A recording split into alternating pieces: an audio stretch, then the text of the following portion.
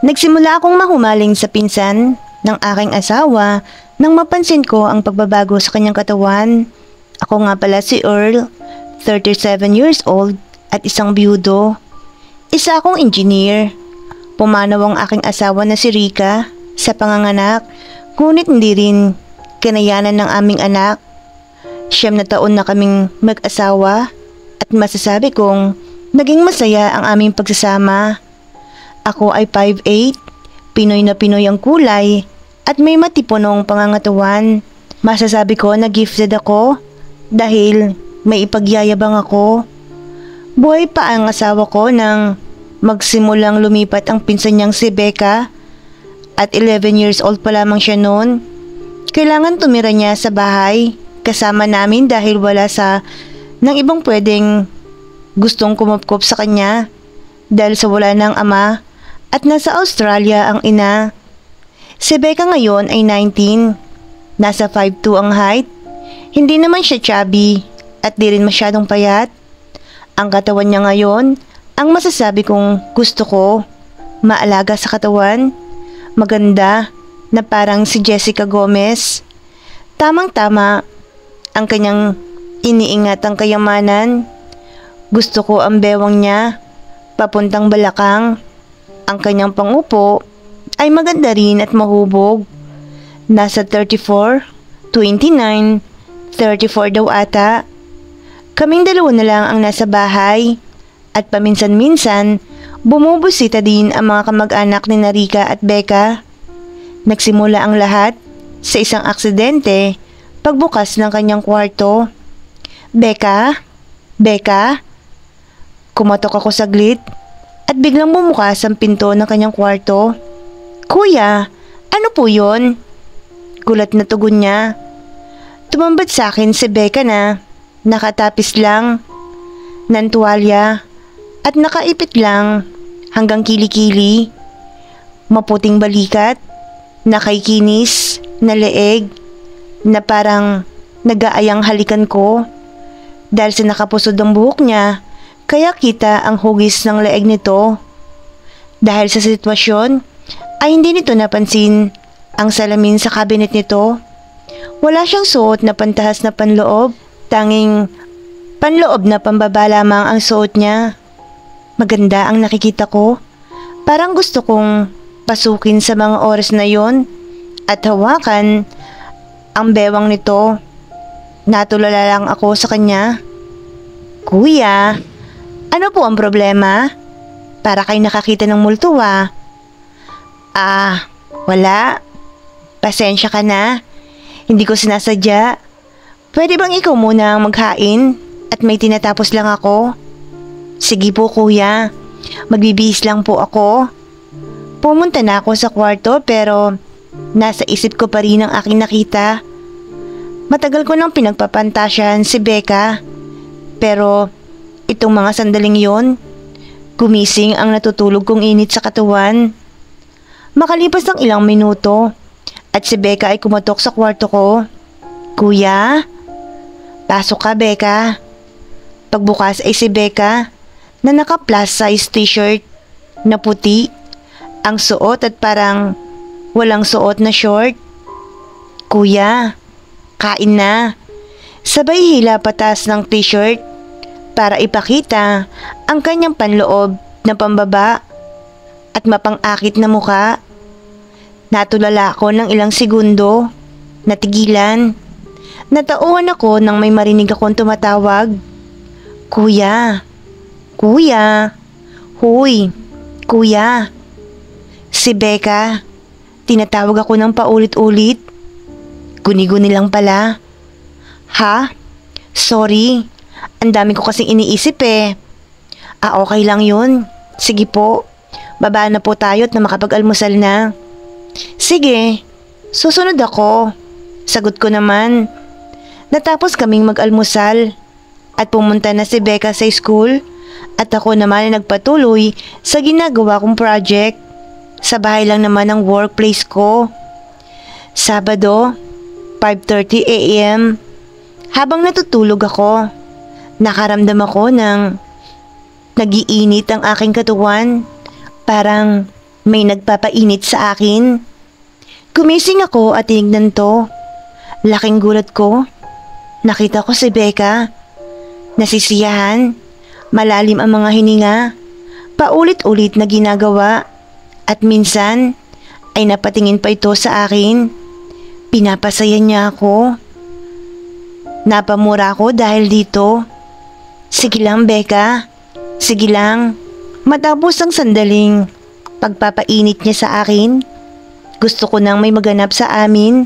Nasa punto na ako nang pag-iisahin ko na ang aming katawan nang biglang tumunog ang aking cellphone.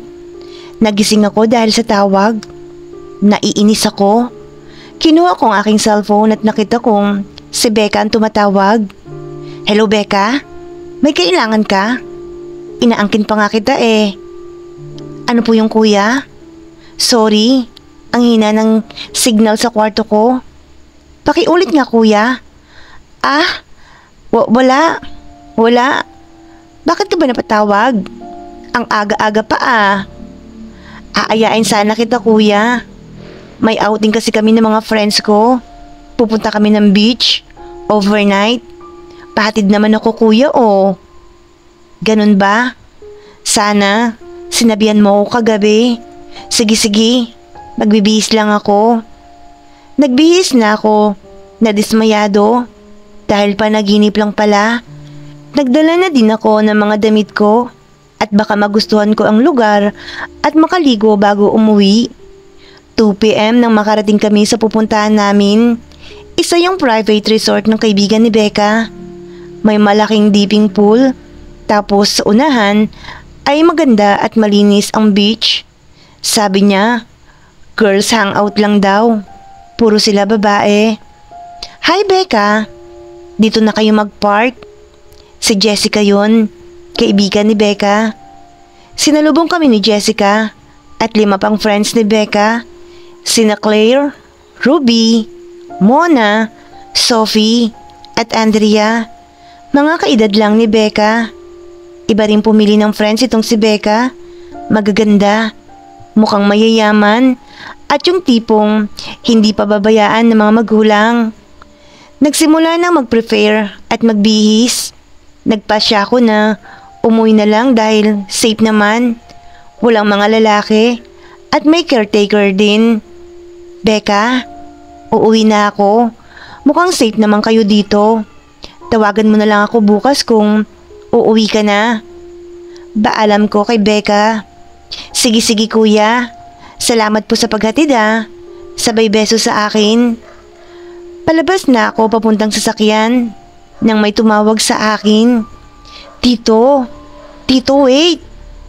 Patakbong sigaw ni Jessica, anak ng may-ari ng resort. Lumingon ako. Naka-red to ng pampaligo. Lumapit si Jessica sa akin. Tito, saan po kayo pupunta? Aalis na po kayo? Oo, safe naman kayo dito eh. Parang mag-e-enjoy kayo. At saka, wag mo na akong tawagin tito. Kuya Earl na lang. O di kaya, kuya. Ganun ba? Sige po kuya. Kuya na lang tatawag ko sa inyo. Kuya, mag-stay ka na lang dito. Malayo pa ang biyabiyahin mo. Madami pa namang rooms na bakante. Naku, wag na. Nakakaistorbo ako eh. Tutul ako pero bulong ng isip ko. Sige, pilitin mo pa ako. Sige na kuya. Please, minsan lang naman ito eh. Please. Pakiusap ni Jessica. Sige na nga. Saan ba ang room ko? Yehey! This way po kuya. Don't worry. Mag-e-enjoy po kayo. Promise. Talaga lang ha. Pagsang-ayon ko na. Nangingiti. Nagbihis na ako at nagpunta sa pool. Lahat sila ay andon at puro nakakabighani ang suot na pampaligo. Napansin ko si Becca. Naka-cycling lang at naka-rash guard. Tumayo si Becca dahil nakita niya akong papalapit. Naka-board short lang ako at topless. Wala akong abs, pero flat ang tiyan. Kahit balot ang katawan ni Becca, kitang-kita pa rin ang kurba ng kanyang katawan. Kuya, mabuti naman at mag-i-stay ka dito. Pinakiusapan kasi ako ni Jessica eh. Tapos ay lumusong na ako sa dipping pool at naupo sa tabi ni Becca.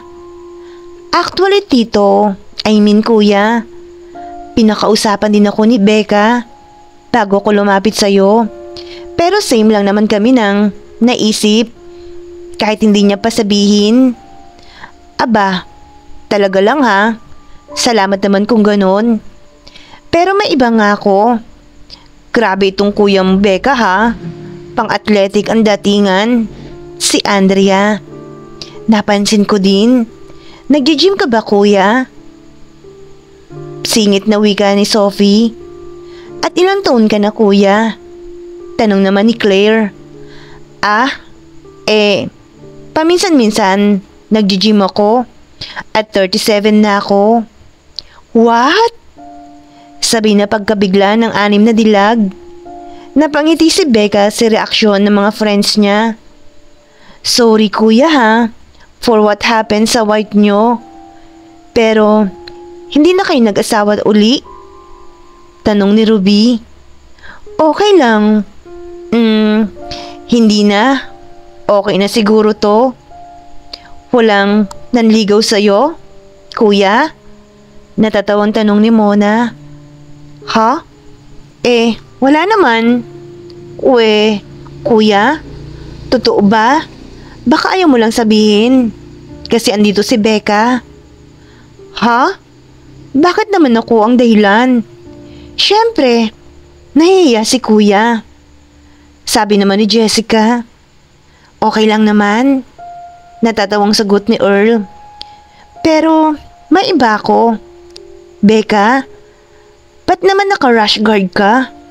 Wala ka bang dalang ibang suot na pampaligo? Or plano mo talaga yang suotin? Tanong ni Mona. Ha? Meron naman. Pero ito yung gusto ko eh. Sagot ni Becca. Ano ka ba? 6 years old? Kiddie pool lang? Si Claire naman yun. Halika nga dito Becca. Samahan mo ko. Sumama naman si Becca. Pagkaalis nila, ay nagkwentuhan pa kami ng mga friends niya. Bumalik sina Jessica at Becca matapos ng 10 minuto. Nauna si Jessica at si Becca ay nakasunod, nakatapis. Please, let me present to you, Becca Neshad Guzman. Pahiyaw na wika ni Jessica. Rumampa naman si Becca, papalapit sa pool na nakatapi. Paghinto, sabay laglag ng tuwalya. Tumambad, ang kulay orange na sobrang nakakapang-akit na suot na pampaligo niya. Mahilig magmodelo si Becca, kaya sanay siya sa pagpo-pose. Bumaba si Becca sa pool at sumisid pagkatapos ay tumayo. Kitang-kita ang magandang hubog ng kanyang katawan dahil nabasa na ang suot niyang kaakit-akit na kulay orange na pampaligo. Humurela naman sa tabi ni Becca ang iba pang friends nito at si Jessica naman lumapit sa akin para iabot ang kamera. Picturean ko daw sila. Nagsipag-pose silang lahat. Ang ganda ng tanawin. Ano ba yan? Sana naman maka-jackpot ako. Kahit isa lang sa kanila.